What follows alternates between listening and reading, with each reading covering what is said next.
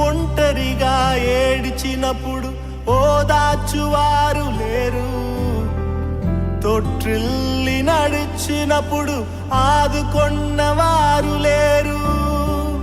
బిగ్గరగా ఏడిచినప్పుడు కన్నీరు తుడిచే కృప, బిగ్గరగా ఏడిచినప్పుడు కన్నీరు తుడిచే కృప.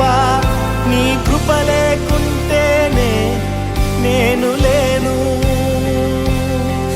నీ కృప లేకుంటేనే నేనేమి లేను.